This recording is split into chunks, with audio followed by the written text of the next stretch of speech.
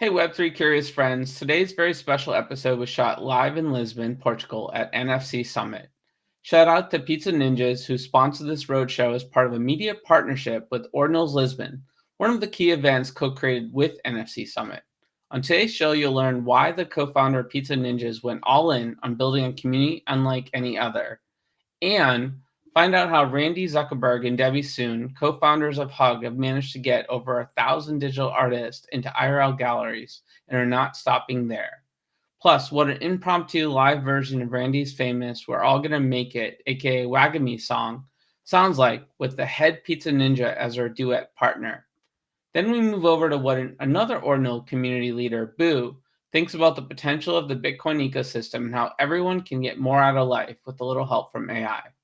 Lastly, learn how passion, creativity, and vision combine with true co-creation to mint a unique event from its founder's own perspective.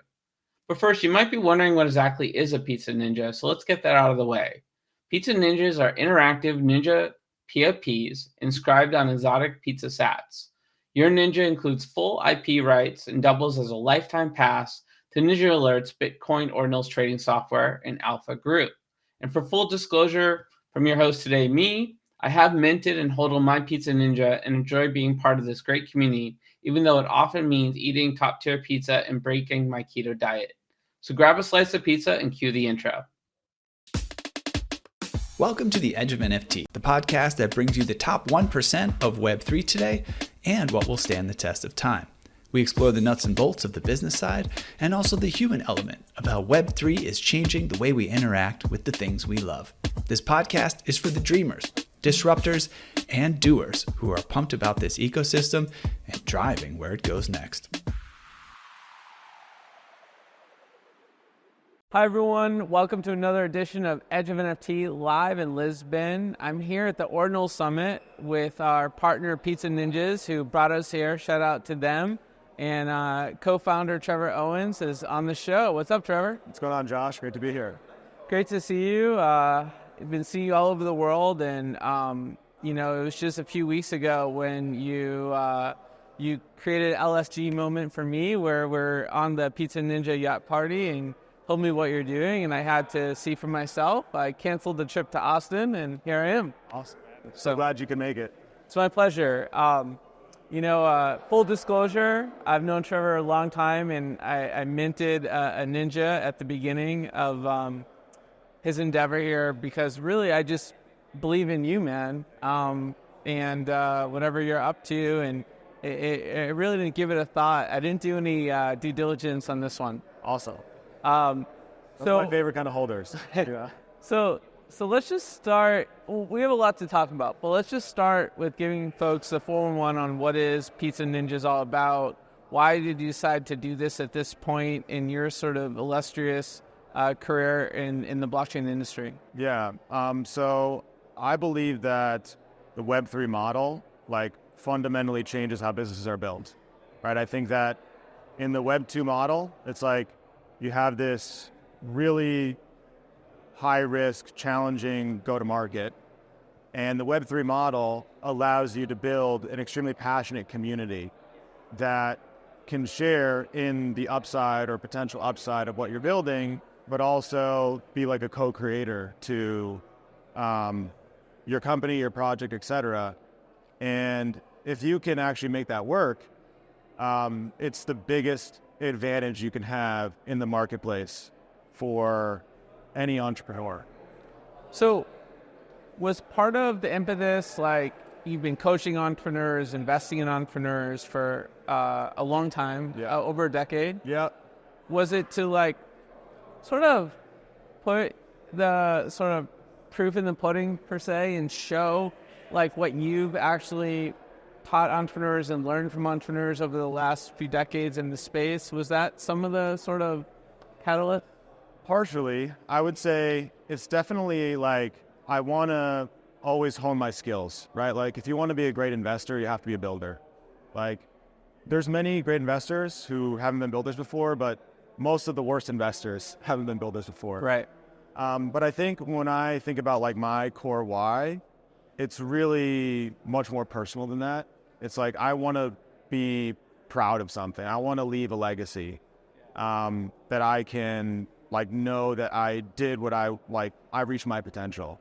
And so, I've been an entrepreneur and builder for a decade and a half, starting different companies, and I built some great things, but never something that I felt like reflected what I was capable of. And so for me, like being a builder is about really just like that self-actualization of reaching your potential.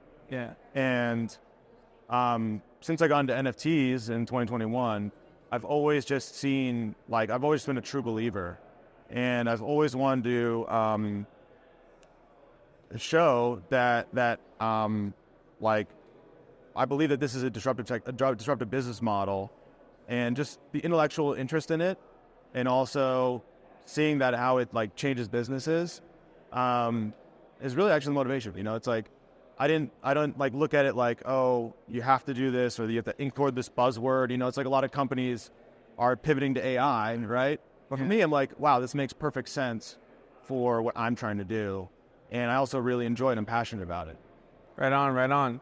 So speaking of like making sense, I've never asked you this question, but I'm curious if you had ruminations on any kind of concepts related to like Bitcoin NFTs before ordinals was a thing, right? You've been trying to get me more focused on what's going on in the Bitcoin ecosystem, and you've been thinking about probably every possible use case there is in the Bitcoin ecosystem as a managing partner at Stacks and Bitcoin Frontier Fund. What were your early conceptions of NFTs as related to Bitcoin before ordinals became a thing, if you had any? Yeah. So, I mean, of course, there's been NFTs on layer 2s on Bitcoin like Stacks. And I think with ordinals, it basically showed that you could create new types of assets on layer 1. And there also formed a great community of builders, and they formed a lot of momentum around it. And I think it also did it the best way possible and improved upon some of the drawbacks or flaws with the way that if NFTs were being done on other blockchains. And when it comes to like the use case, I do think that Bitcoin is better for like high-end, sort of luxury art, like very valuable like NFTs. It's not like a platform where you're going to have, a million Web3 in-game items, on it. But yet we're now seeing some low-cost mints happening, and is that a derivation of better technology, lower gas fees, L2s on Bitcoin? Runes can be split up and fractionalized, right? So that seems a little bit counter to sort of this high-end sort of art-only thesis that originally was sort of the narrative. Yeah. So that there's a built-in scarcity to block space on Bitcoin, right? And so that includes PFP projects, that includes all types of NFT assets. And what I think that for me, I love, of course, like digital art, but obviously the use case I'm interested in is PFPs, right? And when I first got into NFTs, like I think that the real most powerful use case is like mobilizing a community around a goal, right? And so, one of my friends, Udi Wertheimer, Taproot Wizards, I love what he's doing because he's set out a very clear roadmap for here's what we're doing, here's what we're about, and here's how we're going to achieve it. And I think that's like the core use case for PFP projects specifically. Of course, for digital artists, the use case already has product market fit. The use case is clear.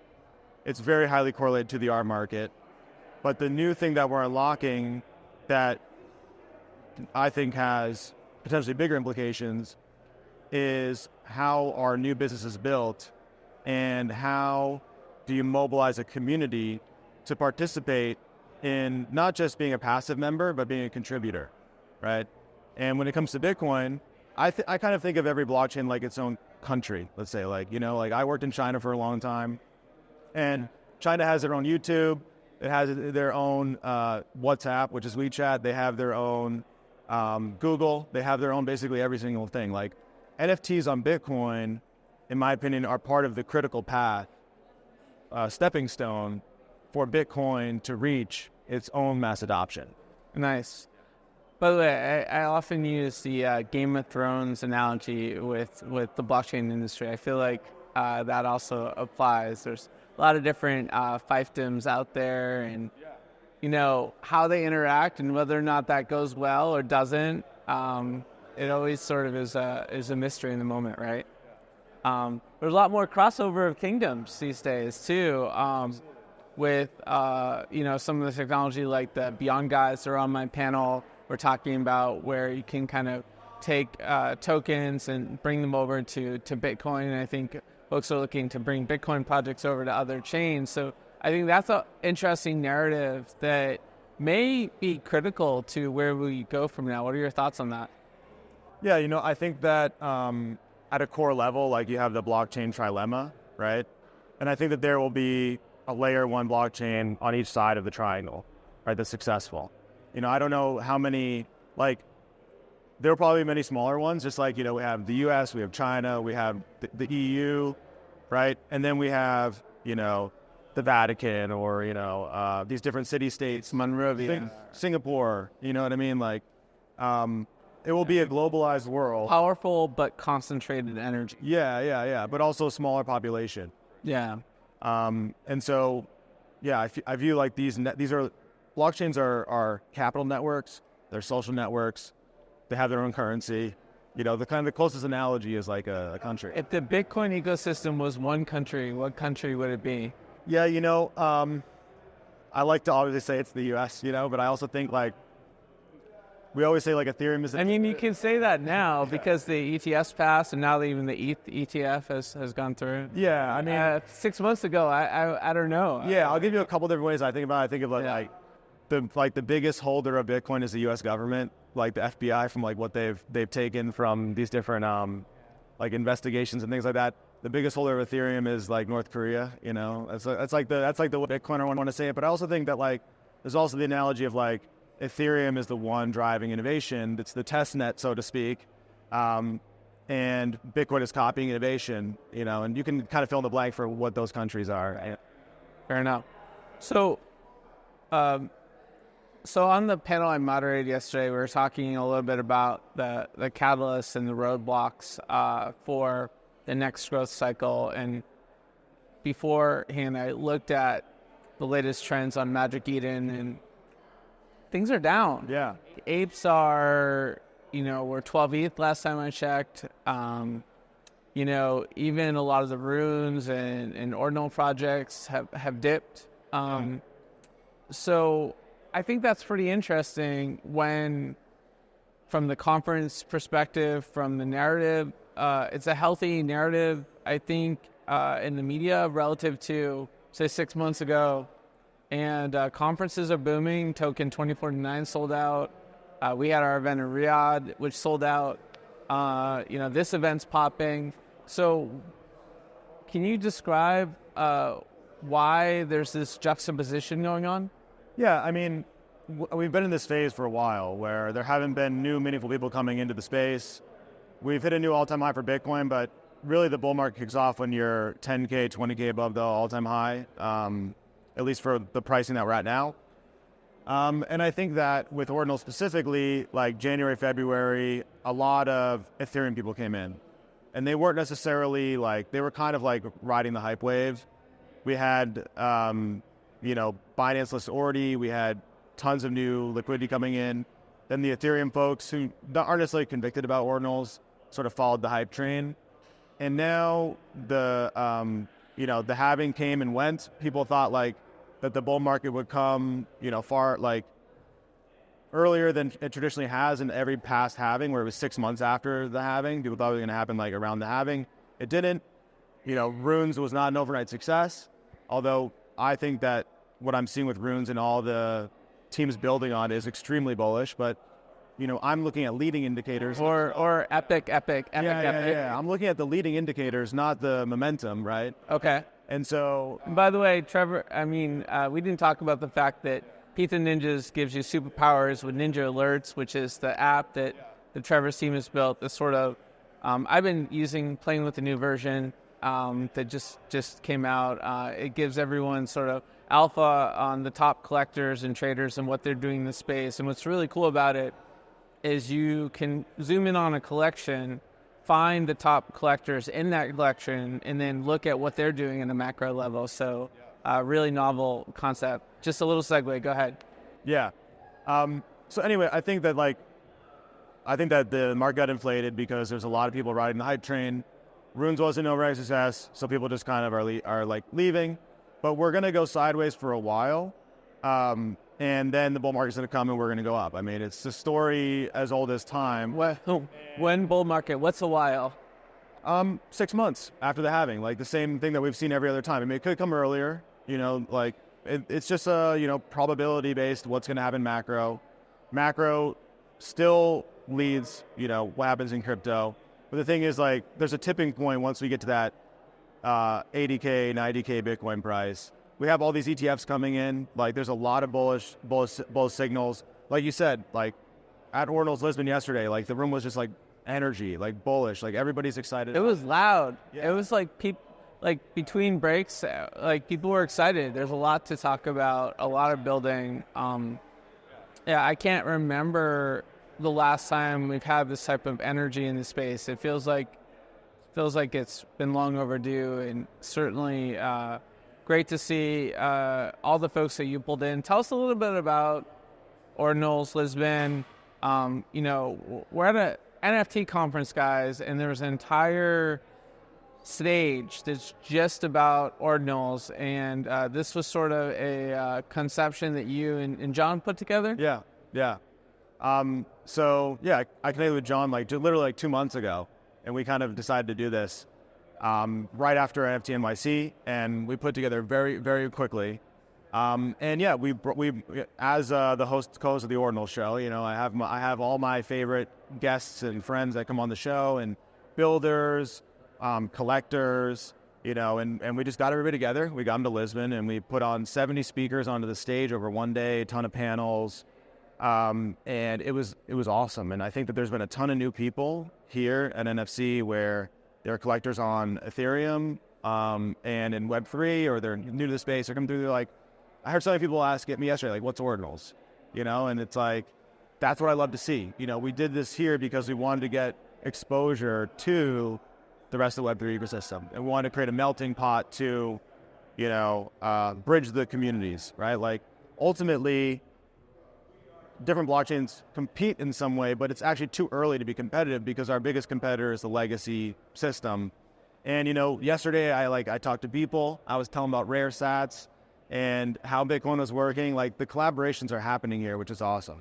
That's exciting. And yeah, I was just in Hong Kong with you and some others, and that whole focus was the Bitcoin ecosystem. And then, I would say that there's been a lot of separate adjacent events around sort of Bitcoin versus the Ethereum ecosystem. And as I reflect on what you've done, I don't remember the last time there's been this type of co-creation. So I can see why you jumped at that opportunity, because it's not about talking about co-creation.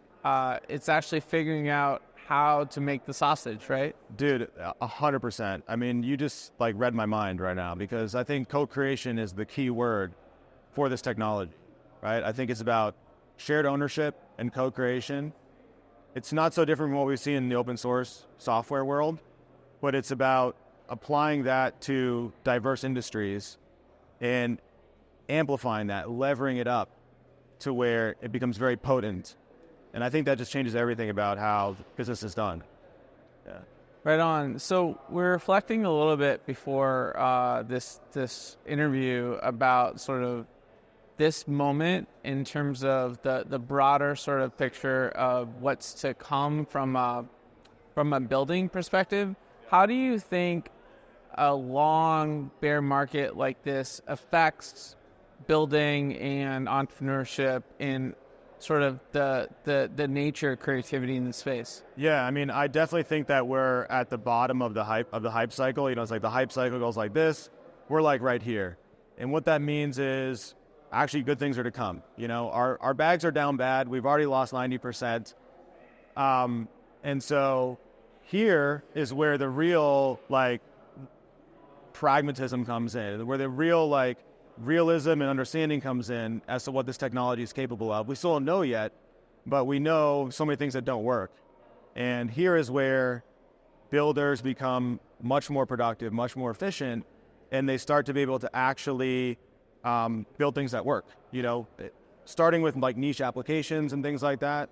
But eventually they start to gain real adoption, and investment comes in, and the ecosystem starts to grow towards that mainstream adoption, right? Where in the mainstream adoption phase, you know, like we have a really rich ecosystem. We have like broadly available training and expertise. We have integration of all the tools from you know, the full stack. It's lower cost to deploy, and you know, it's just seamlessly integrated in our daily lives, basically, right? Makes sense. So is the game that you guys are working on, maybe we can talk to folks about a little bit, sort of your direct stab at supporting mass adoption, or is that just more of a fun community play for the folks that are already excited about the space? Yeah, I would say that our primary goal is just to build cool shit, right? Like we know like the core use case for PFP project is that we want this to be people's identity. We want them to have a unique like identity in Web3. We want to make it cool. We want to make it distinct, brandable. But then we want to do other fun stuff that sharpens our tools when it comes to building on ordinals, building on blockchain. And we also just want to do things that we think are cool, resonate with our audience. And so when it comes to like inscribing Super Nintendo, you know, on Bitcoin, right? Like that was just something that like we wanted to see happen. You know, we wanted to have it see happen. It resonated with us. We knew how to do it, and so we did it, right? Will that lead to other things? Potentially, but also maybe not, right? A lot of these are like a fun thing, you know, it's like to show people what they can do. Maybe someone else will do something with it as well. On ordinals, but your next mint is like 10,000. Oh, you mean pizza bets? Yeah. Yes. Yeah. Okay. So I'm like, I'll tell you. It's like, why at the bottom of the market do you do a 10,000 collection? There's got to be a reason. Oh, it's not a 10,000. It's much bigger. Pizza Pets is the first fully on-chain Tamagotchi style game on Bitcoin, probably in the space, you know. And so this is, again, like sort of along the lines of build cool shit, but it also does have a real application, which I'll tell you about in a sec. When it comes to how ordinals is built and structured, like it's really perfect for this type of game, right? Like you can have an ordinal, and then the state of that ordinal can change over time with stuff the user does, right? Without any smart contract. So the first initial idea was like, man, I just really want to see this exist. But more broadly, with the Pizza Ninjas, our goal is to build Bitcoin native IP, right? We think that Bitcoin is the most mainstream cryptocurrency. IP built on Bitcoin will become the most mainstream IP. And so part of that ties to the technological innovation. When I look at all the most successful projects in the space, they all did something new and novel and cool. Bored Apes was the first to do IP, like licensing the IP to their holders. Azuki did the 721A contract. Okay, small thing, right? And CryptoKitties, right? Like we all know the CryptoKitties. I mean, that was my first foray into the space. I met Mac, one of the original founders of CryptoKitties, at a bar with 8 people, you know, a month after that blew up. And yeah, I mean, what a ride that's been. I think the Dapper guys have kind of worked things out with the SEC quietly. Hope all's well in that world. Yeah. So I fundamentally believe that the core audience is the builders, the tinkerers, the smartest people in the space. You're always marketing the smartest people in the room, because if you can win them over, they're going to bring everybody else. And that's the most long-term sustainable, right? Like, of course, there's other approaches. This is the approach that I believe most in for us and that we can succeed at. And so that means that Pizza Ninjas, describe an SNES, make it interactive, make an application, not a PFP. That means for other IP that we create, it has to be technologically impressive and novel and do something that no one has done before. Because then it's going to become a brand in the space, and then you're going to ride the adoption curve from those. Literally, the adoption curve starts with innovators, right? Like the technology lifecycle adoption, also this is what every startups do. Innovators, then early adopters, then early majority, then late majority. And so we're marketing to those innovators, like we're going to the builders and we're saying, hey, like we actually we added a feature to ordinals, the ordinals protocol for this. So like we developed a feature that Casey and Raph added ordinals. Oh, wow. Yeah, I mean, I don't think it's approved yet, but we've gotten all the green lights. That's being integrated because like there's certain things that we needed to make this work. It wasn't like something really, really different, but it's just like some thing that we needed for the scalability of it. But the point is like, we want to create an IP, we want to create a universe, we want to create a world with ninjas that love pizza, that they train in the dojo, and that they have, pets, games, etc. Of course, our first product is really focused on software and Ninja Alerts. But in the future, again, we want people to be able to create anything with their ninjas. We want people to be able to create any type of brand, any type of industry. And so the more we give them, the more we can create good IP that they can utilize, the more we attract the best builders, the best artists to our community, convert them into contributors. This is how we get the engine working of decentralized co-creation of a Web3 brand and IP. Amazing. There's you have a great team, by the way, and they share your ethos and passion, and they're just good-hearted people. I feel your energy resonating within them. I'm curious, within the community, is there a ninja holder that you could shout out that maybe is like the least expected ninja holder, someone that maybe wasn't part of the Bitcoin ecosystem, wasn't part of the Ethereum ecosystem, that somehow heard about Pizza Ninjas and joined, and they might not even know why? I'm really curious if you can point to any members of the community that have sort of joined as a reflection of sort of this broader intent that you've created here. Yeah, I mean, so actually we have one of our holders we brought out with us. His name is Keptan, and he's a DJ, he's a musician, and he wrote 2 songs about Pizza Ninjas.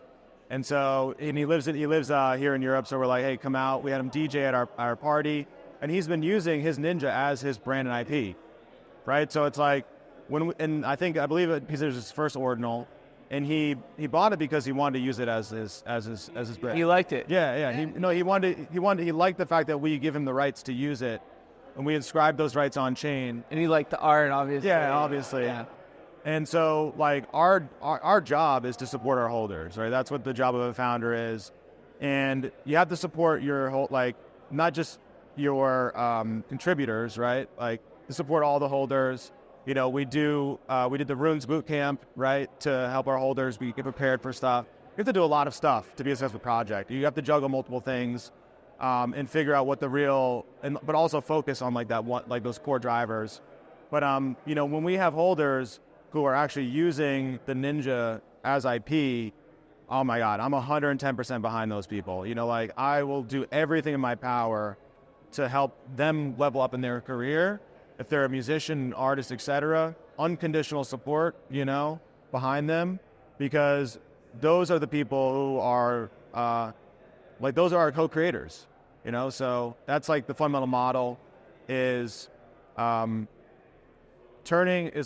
supporting those contributors to have their own brand that's successful with the IP, and then converting more holders into contributors, and of course, attracting new holders and stuff like that. But that creates the flywheel, right? Like, the more successful he can be with his music, and also even make partnerships here. Like, he's talking to people who are doing decentralized music labels and like getting him more to the Web3, whereas not just us supporting him 100%, but we're bringing in other people, we're connecting him with other partners, and we're giving him opportunities because it's a collaborative effort together.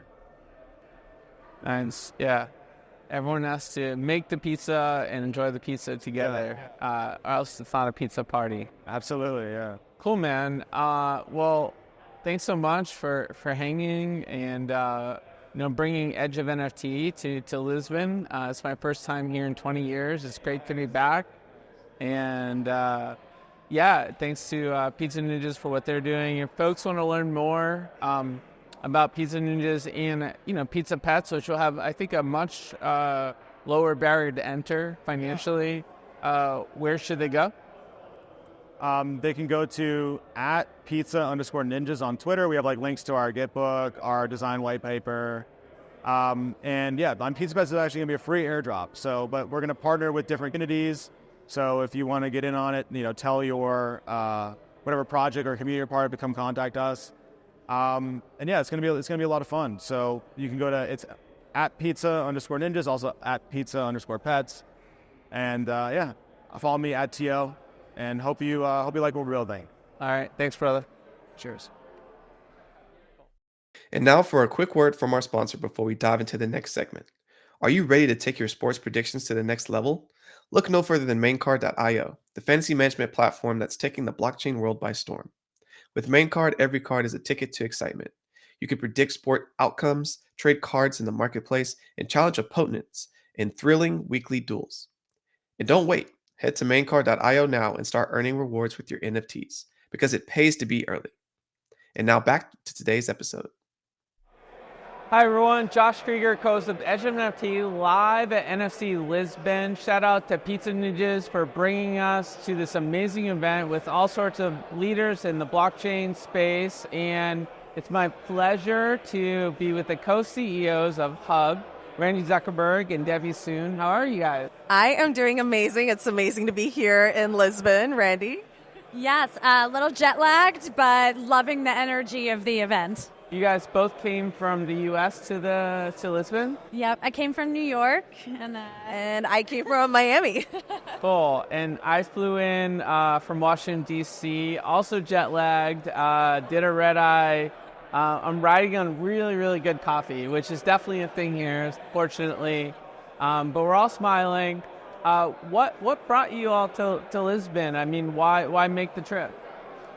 Yeah, I mean, this is an amazing venue, an amazing city, I believe, to have a conference of any kind, let alone a conference about Web3, celebrating, creativity and artists that are doing really crazy and innovative things at the front line of this new technology. So, and it's in Lisbon, so hard to say no. Totally. Mostly for me, I just take any opportunity to hang out with Debbie in person, even though we're building a company together. We're in different cities. So the opportunity to spend time. But also, we've met so many artists that are on Hug in person at this event for the first time. And that's always so rewarding for me as, when someone comes up and they're like, we're building our business and our community on Hug. And it's like, it feels really, it's proud. It's awesome. That's really cool. I thought you just came to sing the "We're All Gonna Make It" song with Trevor. I thought that was really... That is the main reason that I traveled here, but, also to see some artists. Quick aside for our audience, there'll be some B-roll of this, but Randy didn't know it, but I told Trevor that I was going to interview Randy and Debbie next, and he made a special request. And since he brought me out here, Randy was nice enough to oblige, and that'll be some fun content that we'll share with the audience as well. So, ladies, tell us a little bit more about Hug and sort of how your original vision of Hug has evolved with these sort of dynamic Web3 times. Yeah, I guess I will kick it off and say that our mission and vision for Hug has never really changed. Like, our mission has always been clear from day one, and that is to help artists become successful entrepreneurs. And I would say maybe how it has evolved is more of the sequencing or in terms of like how we would help them get to that place, but it has never really kind of away from that mission. Totally. Yeah, I think, it's... a lot of artists, they have full-time jobs, and there's a lot of work that's on an artist to have a storefront and social media. They're a CEO, they're a marketer. And so everything that we build at Hug is just how do we make an artist's life easier? How do we get them closer to a sale and to their community with less work on the artist's part? So whether they are selling prints or scarves or NFTs, it's, how do we give them more time to do what they love? Cool. Well, what are some of the KPIs that you look at, just to bring back my consulting hat? Because, like, at the end of the day, it's about results, right? We're all trying to, like, onboard and create value in this space. What are some of the results that you all are particularly excited about that Hug has sort of been able to achieve in terms of artists, types of artists, geographic representation, all those types of things? Yeah, that's such a great question. Obviously, we look at the size of our community, and we've grown. I think when we first started, we were 100 people in our community, and now we've got over 20,000. Wow. 15,000 of them are artists, are creators themselves. So that's been really, really exciting to see. And then I think more importantly, we've always wanted to have a really diverse and inclusive community. So we have representation across 160 countries, across all sorts of, all different types of identities, different mediums. We wanted, and that's why it was called Hug, I think, very inspired by Randy's sunny personality. But we wanted people to feel at home. Yeah, we've always wanted to create a space where people could be seen. And Debbie just shared some of these stats on the main stage, but we've placed over 1,000 artists into galleries and exhibitions around the world. Wow. And we've given out over $200,000 in grants to artists since we've launched. So that's the kind of thing that I gets me out of bed in the morning. Cool.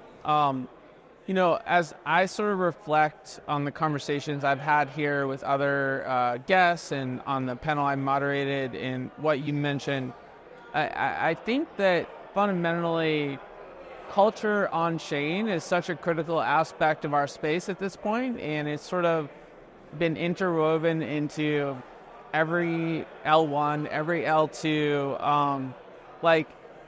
Things are pretty boring in life without art. Right?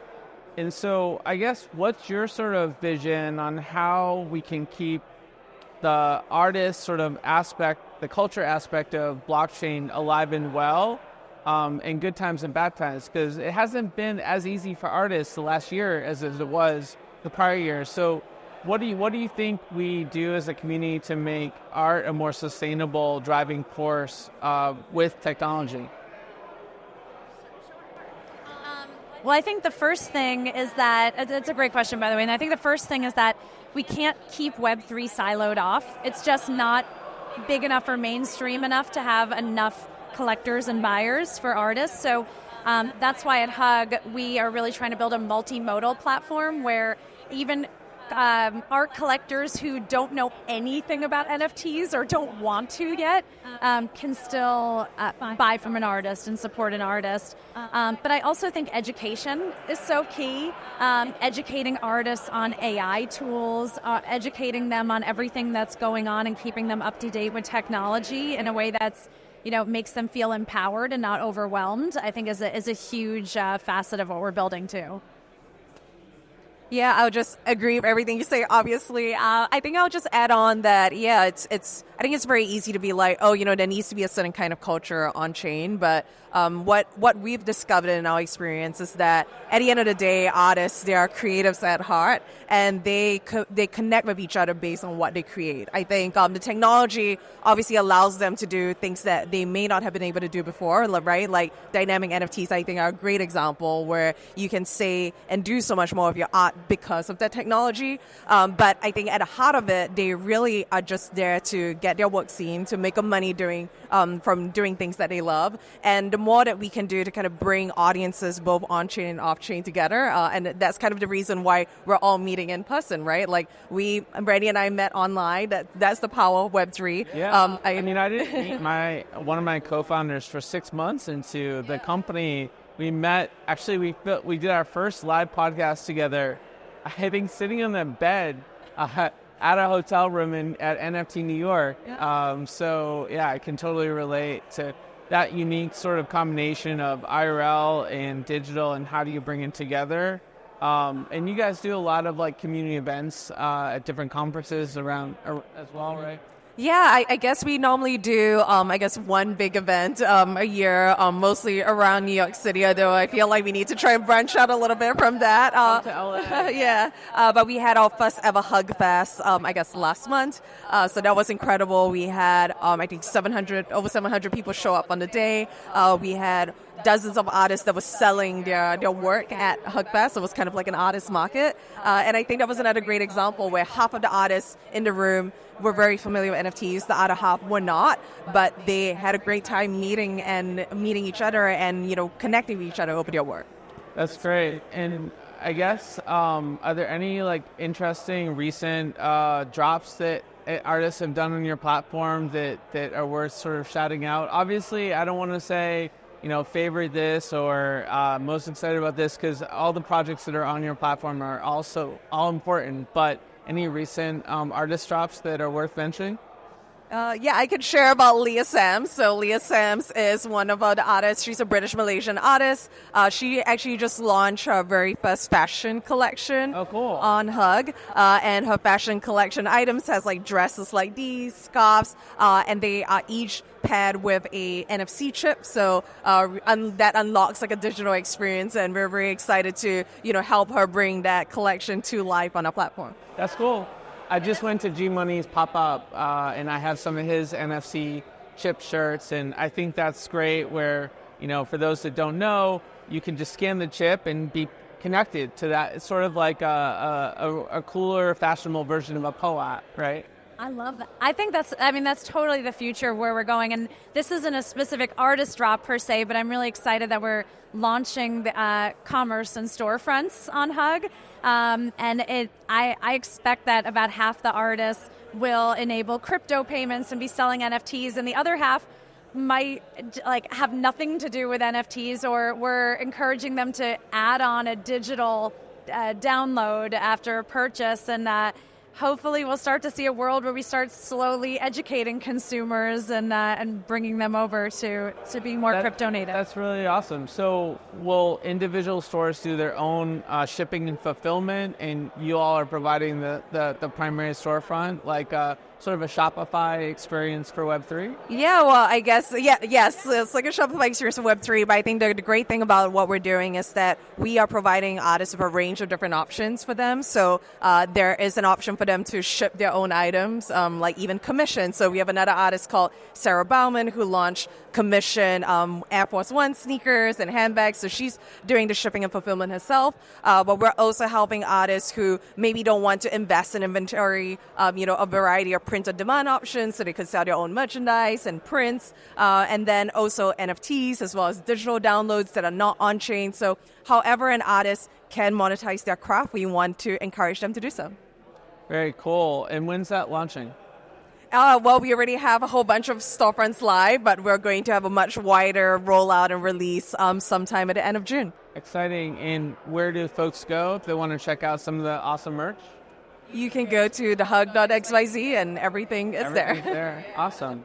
Cool. Is there anything else sort of you all wanted to sort of share as we wrap up this conversation, just in terms of your aspirations for the industry over the next few years, where you think you are in this moment? Where do we go next? Sure.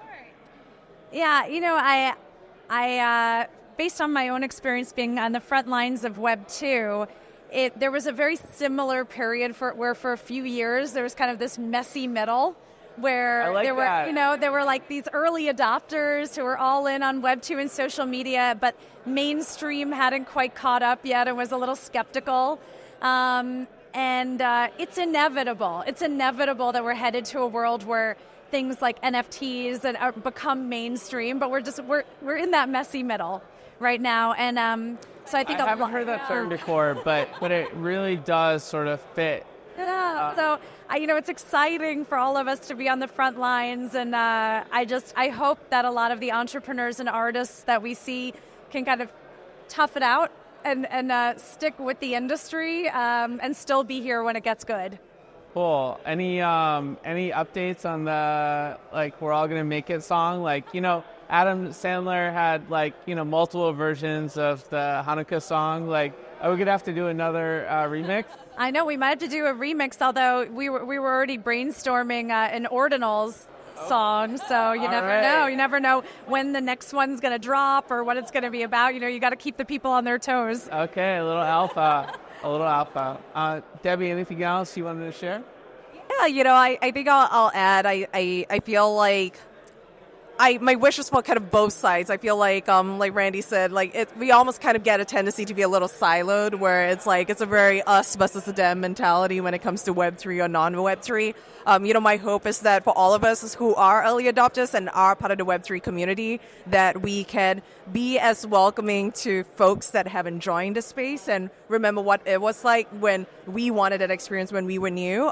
Otherwise, I feel like we're very close to becoming gatekeepers, which was exactly what people didn't want Web3 to be. So I think that's kind of my wish. And then I would say on the folks that are, maybe newer to the technology or haven't quite experienced it, to be curious and maybe a little less skeptical. I feel like a lot of the times we speak to artists that are not in Web3, and even before we've even said a word, they're on their bio it says no NFTs. And that's just from, I think just not really understanding what the technology is. So I hope that we can get across the messy middle where we're not even talking about Web3, on-chain, as what people say, on-chain is the new online, and it'll be just natural for everyone.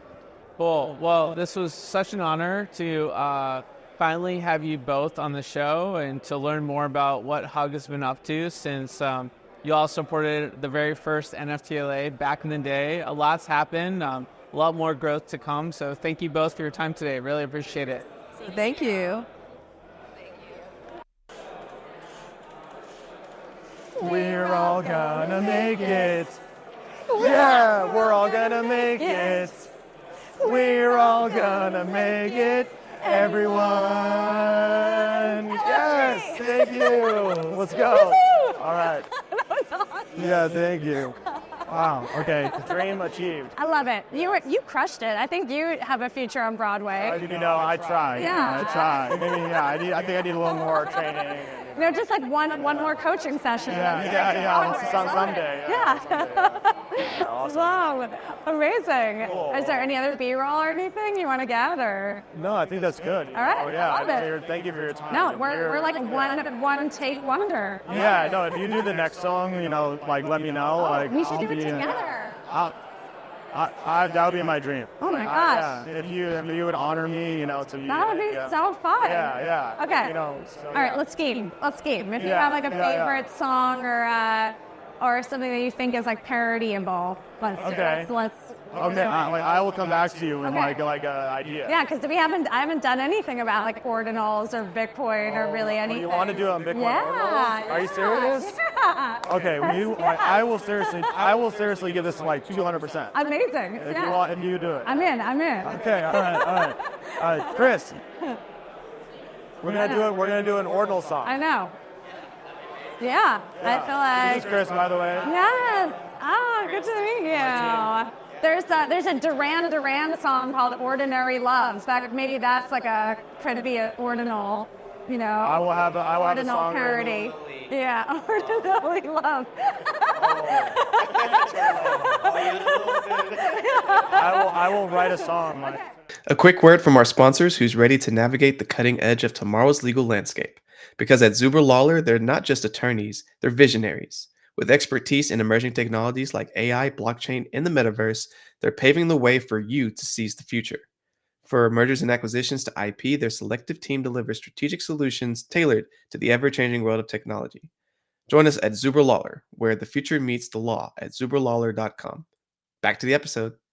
What's up, everyone? This is Josh Krieger, co-host of Edge of NFT. I am live in Lisbon at NFC conference. Actually, we're at the Ordinals Lisbon stage, and this roadshow is powered by Pizza Ninja. Shout out to those guys for bringing Edge of NFT over to Europe. I'm excited to be here, and I'm excited to hang out with an LA guy. I know, we came a long way from home, but Lisbon's beautiful. It feels like California, to be honest, but nicer people.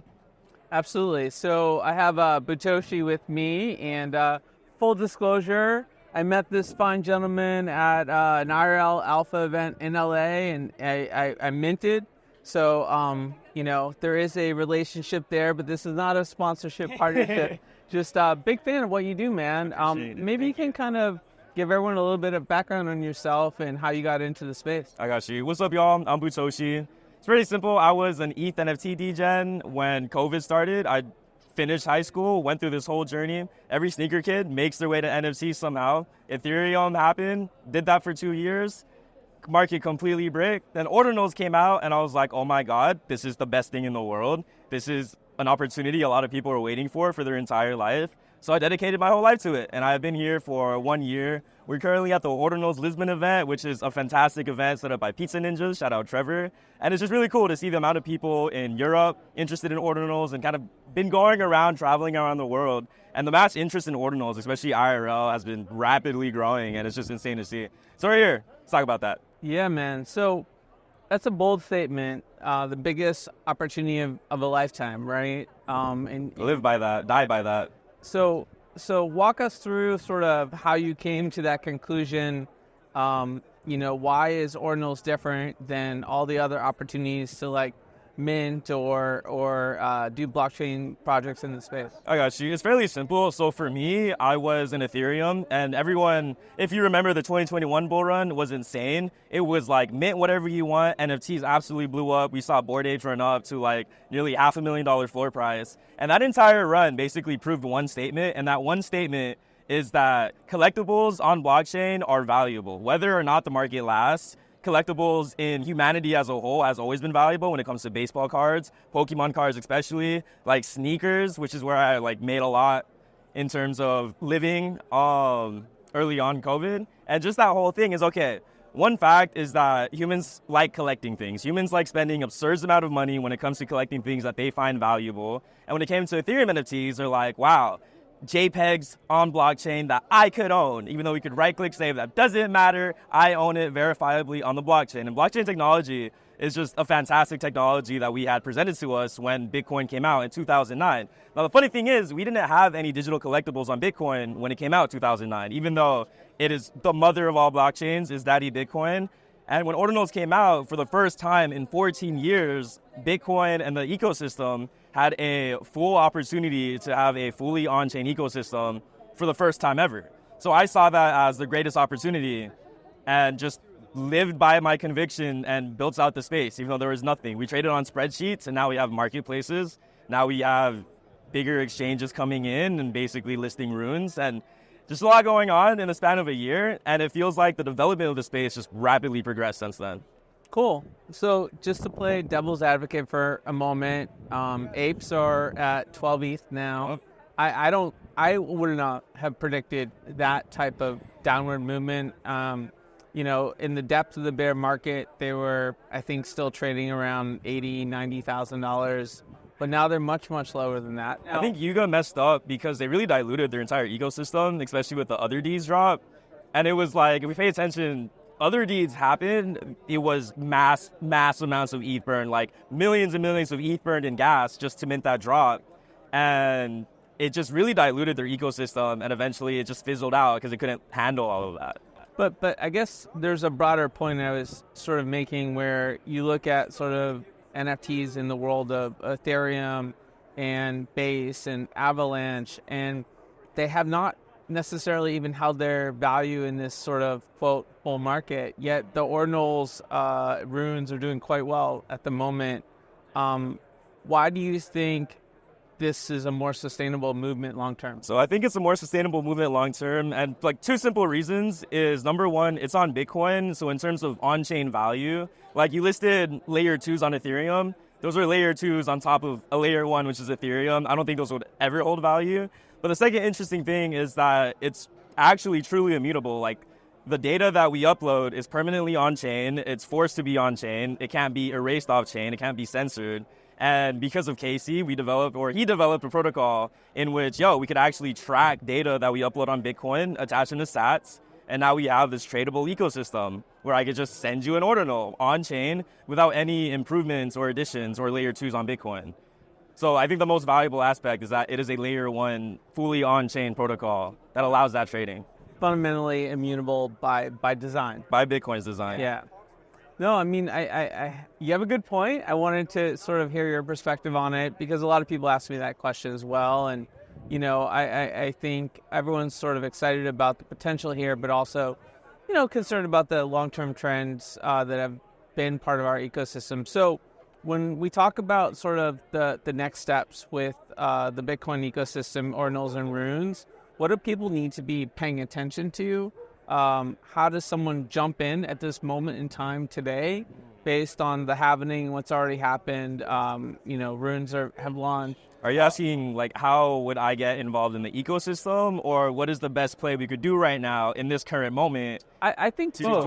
I think both, right? Because I think it's the latter, the best play, but it's also about sort of using that as an entree to getting into the whole movement, learning more about runes, getting excited. Obviously, it's a little boring to just trade, right? In my opinion, you may as well get involved. But yeah. But let's sort of start with the trader perspective. How do you get involved? What do you do next if you're learning more about runes and you want to explore it? So if you would like to get involved in the whole ecosystem in general, I recommend downloading Xverse Wallet. It's a Chrome extension. I would say that's one of the best wallets. It's dope.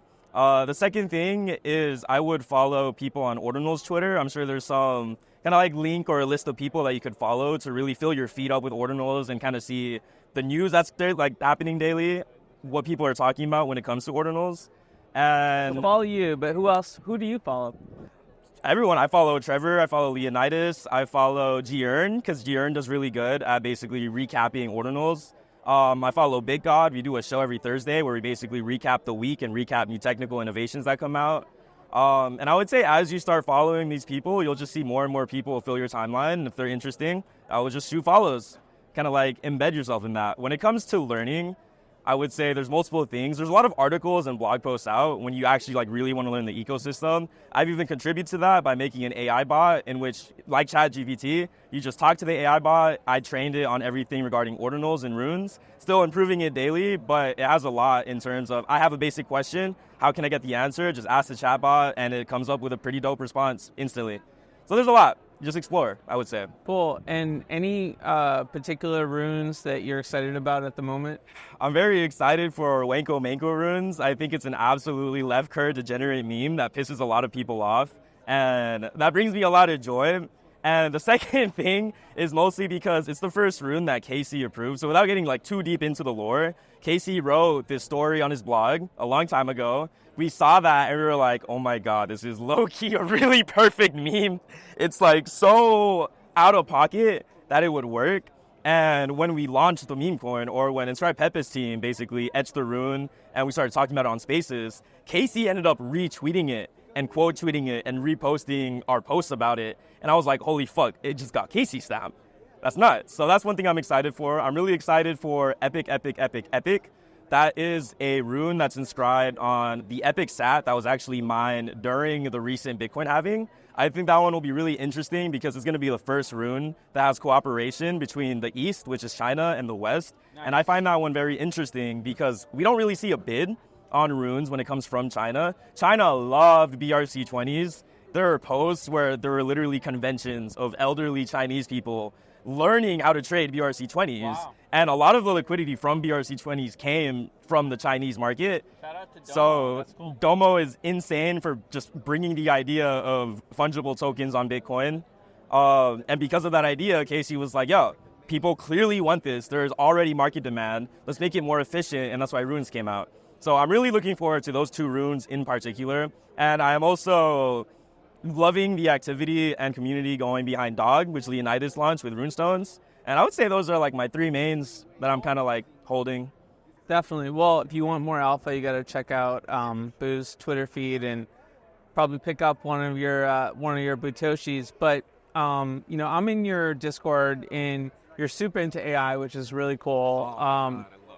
So we've talked before sort of casually about how we use AI to make our lives better, but let's have a conversation for our audience a little bit more about the implications of AI on the ordinals movement in particular, and then we can kind of broaden from there. What are your thoughts there? So to kind of start with a general point is that we're reaching this point of, I would say, exponential expansion when it comes to technology and AI, where it's like, bro, 2 years ago, we didn't really have ChatGPT. We didn't have text-to-image generations where I could just type whatever I want and get a beautiful AI-generated image. This is all new technology, and it's like we have AI improves our life. I have like AI secretaries, AI assistants, AI tooling, AI coding that really advances my workflow. I would say at least like minimum 10x. Like I'm 10x more efficient because of my integration with AI. I think when it comes to integrating ordinals in AI, I would say there's more benefit when it comes to equipping the community and equipping creators and founders with AI tooling and with AI technology,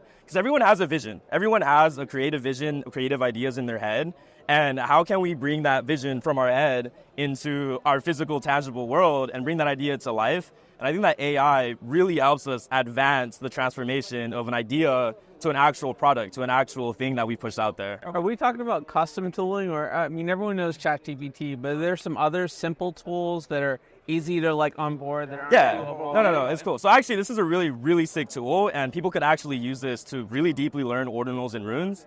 It's called Perplexity AI, and what that is basically an AI-powered search engine. So how it works is it's like ChatGPT. You just ask it a question, and it will actually search the internet for official sources. So it searches Google. You could have it set to search academic papers. You could have it set to search up Reddit for like casual discussion. Oh, nice. And so you could ask these questions, pick the focal point. Search X?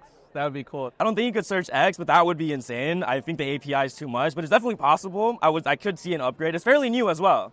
But like I use this tool every single day so much, and I mostly use it for research because it advances research so quick. I have a question about something, I'll type it in, I'll get an answer, and I just go in this rabbit hole where I'm like, oh, that's interesting. How does that apply to this? And it just backs everything up with sources. So you're like, okay, the AI is not completely BSing me. These are actually valid. And you can check the sources yourself. It just makes searching so much easier. So I'll say that's the top tool I would use. Dope, man. This has been fun. Before we let you kind of get back to it, and there's a lot of cool people here to meet up with. What's going on your roadmap? What do people need to know with Boot? In terms of the Bitcoin booze? Yeah. So I've had this vision when I was a kid in terms of this video game where you could do whatever you want, literally whatever you want, and there will be consequences based on your actions. And everyone kind of has this like similar to the real world. It's like a world sim. People do different actions, and everyone's world kind of like entangles with each other somehow, some way. So for Booze, with my AI skills that I developed the past year, I have nearly finished working on the self-evolving AI universe. It works similar to a text-based game where you could type whatever you want, but it also works like D&D, where you could level up, you have dice rolls, you could like chat with NPCs, you have combat. I think it'll be really fun in terms of truly bringing the community into the Boo Kingdom, into like making them tell their own story by just living in it.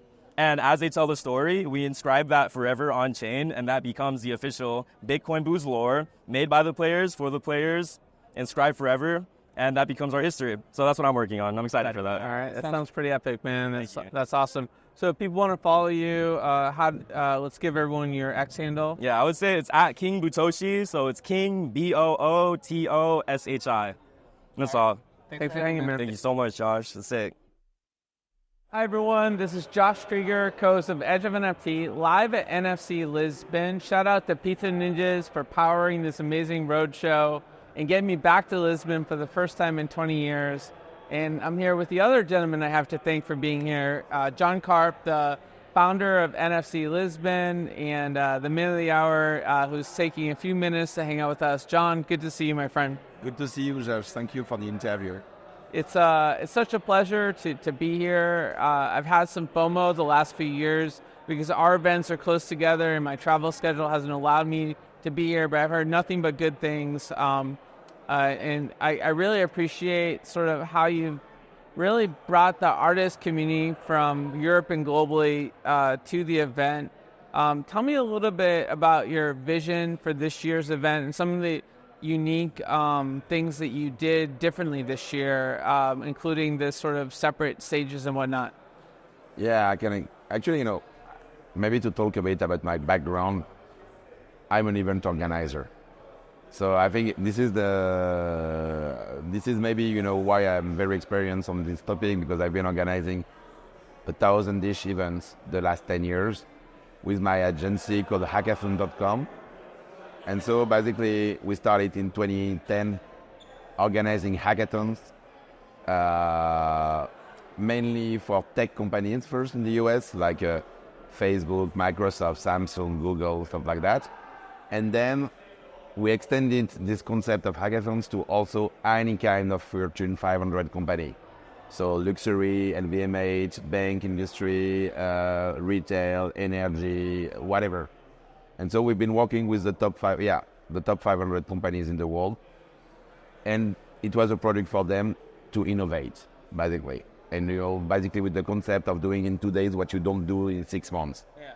By the way, I've planned a couple hackathons, and they're some of the hardest, most complicated events in the space. And if you've done a hackathon, you can do anything. But this is exactly why now I'm doing conference. Every time people tell me you should do a hackathon, I say no way. I'm better with hackathons are much. Yeah. For me, it's easier to organize this than to organize hackathon. Totally. I would rather organize a 5,000 person conference than a 500 person hackathon any day. And this is why actually, before the interview we mentioned we organized the Guinness Book biggest hackathon in the world. Oh, wow. 3,000 people in Saudi Arabia. It's maybe my worst based memory in the world. I will talk about it one day. Yeah. We could, we need to start a therapy group for event organizers to deal with all of our post-traumatic stress. Yeah, I have exactly. I have 2 or 3 events in my life. One was in San Francisco for Dreamforce. That was my client. One was in India. For Salesforce again, and the other one was this event in Saudi Arabia. Yeah, it's the 3 of them were event where you don't sleep for 3 days. It's happening. Last year NFC was the same. We are pretty ambitious, and we'll talk about the stages actually. But just to come back to the topic, So I've been experiencing, but I've been working a lot with corporates, and it was always an agency model. Selling hackathon as an agency, but with an expertise. Where it's not only events, but it's also knowledge about the topic that they want to talk about that are mainly always the same in innovation world. They've been the same for the last 15 years. AI, blockchain, immersive technologies. Always these things. It's always like cycles, that happen. And so innovative events, bringing them on that. And at the end of the day, COVID happened. And I think a lot of us at this COVID momentum where you step back and you start to working what's going on. And I was tired because I was running the agency. We had 100 people, half in the US, half in Europe. And so I started to be tired and I told my partner, I want to step back. And so it took some time, but no, I'm not active in the company anymore. And because I discovered in the same time NFTs, I mean, once you get once you get bitten by the NFT bug, the bite lasts forever. Yeah, you start, you collect, you are a bit earlier than everybody else. So even if you are stupid, you make money. And so it happened like this. I wanted to jump into that, and at this moment I started a bit like you actually. I believe, we started a Clubhouse 1 week before people sell his 70 million. So it's the same. It was the first French content on a daily basis on Clubhouse. So very fast we got a community.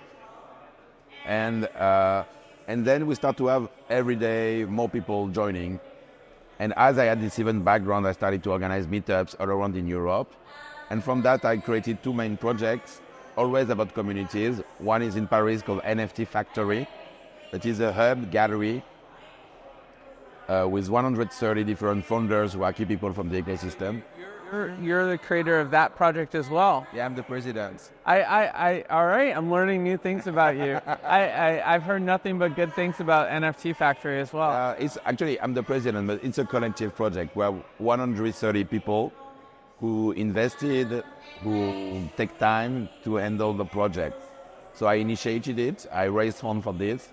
I'm still president of it, but I'm not the most active in the project right now. Well, you have to sort of empower the community in Paris, right? Exactly, yeah, exactly. At the same time, I was attending a lot of events. Mainly at this time, it was ETH event, ETH Paris, is Denver, is whatever. It was awesome. I love that. But when I was explaining that my stuff was NFTs, because I feel like I'm part of this NFT generation, I was not crazy about DeFi. I was not really deep into Bitcoin. It's really like NFTs that bring me. And so when I was talking about NFTs, all the people say, yeah, it was not really their stuff. Yeah, I like the technology, but it's still JPEG. And so I said, okay. At this moment, I said, I need to do something in Europe for people who have the same interest, who believe that culture is basically the thing that is game-changing in the crypto world, and that would bring crowds. And when we say culture, art, fashion, gaming, music, eventually, everything related, to these creative industries and PFPs. Sorry, I'm showing something that you don't see on the camera. He's showing the Pizza Ninja PFPs. I'm a Pizza Ninja holder. I am, they got me. They're compelling. Yeah. Yeah. To be honest, I started to work with Trevor on this event, and so yeah. 2 months ago, I heard that he shared the story on the show. So let's get a little bit more specific. What are sort of the major themes of this year's event from a content perspective that's different than last year? Because I think as event organizers, these themes are a little bit of a signal of how the industry is evolving. So what are the themes that have emerged this year that might have even surprised you that you wouldn't have predicted 6 months ago? I think not so many things were predicted 6 months ago. I think now, to be honest, we started as an NFT event, but we are in an industry that is extremely moving. We always say that 1 month in crypto is 1 year in real life, blah blah blah blah blah blah. And so at the end of the day, between one event and the other event, 1 year later, it's like a century that just happens.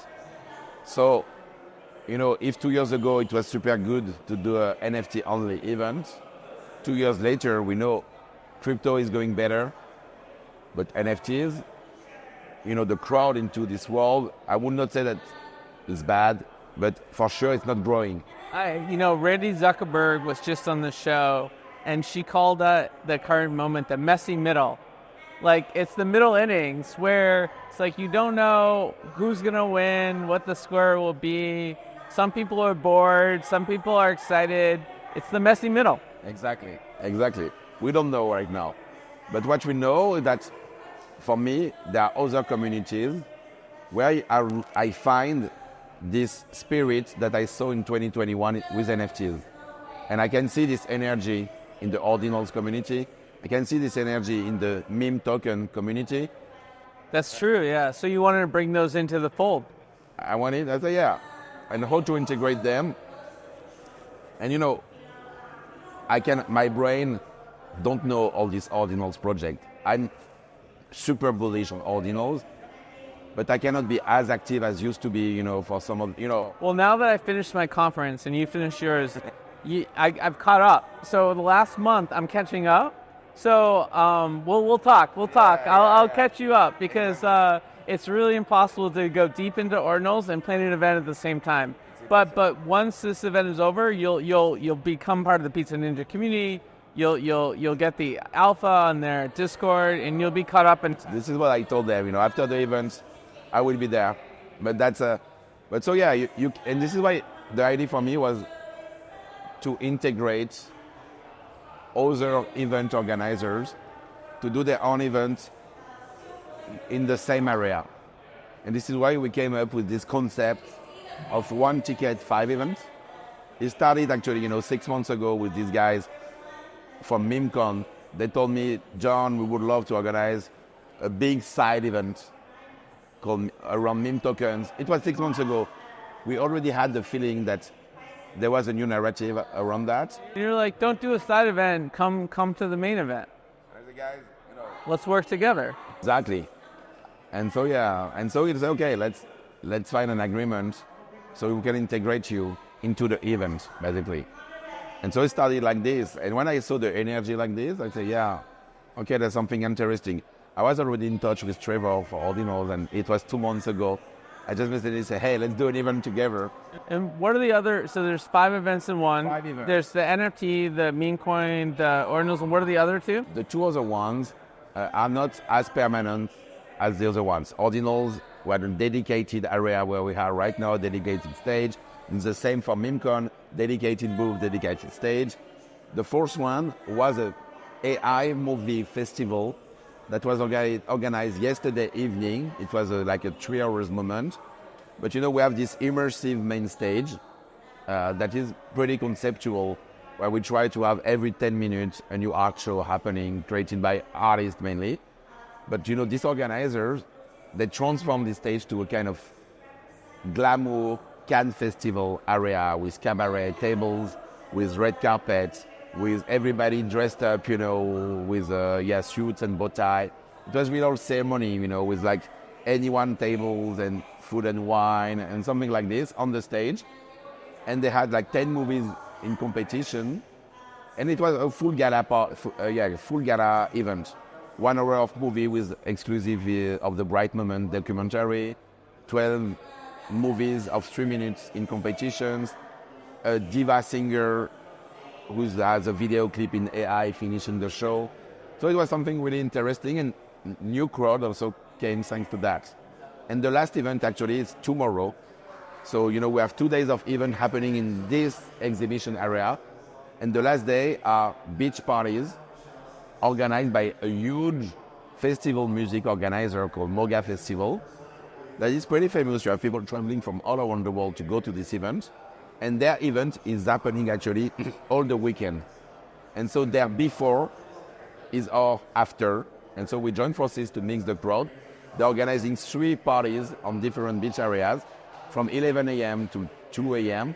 And people can go to the different atmosphere, different lineups of DJs and enjoy the parties. Very cool, man. Well, thank you again for continuing to evolve this space and push the limits of co-creation. We've tried to do similar things with Outer Edge, where we integrated the community with decentralized booths and had different stages and sort of bring all these topics together, because fundamentally what we're dealing with is people that are passionate about the future and making a more interesting, exciting future using the latest technology, right? And these people are all over the world, and they don't see each other enough. And it's thanks to events like this that everyone can come together. Yeah, I think I 100% believe in IRL events. I think it's game changer for everybody. And you're learning about people, you're getting faster on project, you learn about yourself. Every time people are a bit moved when they go to IRL event. And I would recommend you, even if, of course, it takes time, but the return on investment, the personal return on investment is always very strong when you go to this kind of events. Well, you can go to NFC Lisbon's website, but also where do they follow you guys on Twitter? NFC Summit. NFC Summit. Yeah. All right. Thanks, John. Thanks, Josh. It's a pleasure. Thank you very much. The views and opinions expressed on Edge of NFT reflect solely those views and opinions of the show hosts and its guests. Please make sure to do your own research. Our show is not financial advice. You understand that you are using any and all information available on or through this podcast at your own risk. Whenever making financial decisions, we recommend doing your own research and talking to your accountant for financial advice. From time to time, we may feature sponsored content on the show for which we receive value, and we may share links for which we receive a commission if you make a purchase through one of those links. Refer to our website, www.edgeofnft.com, for our full disclaimer, terms and conditions, and privacy policy.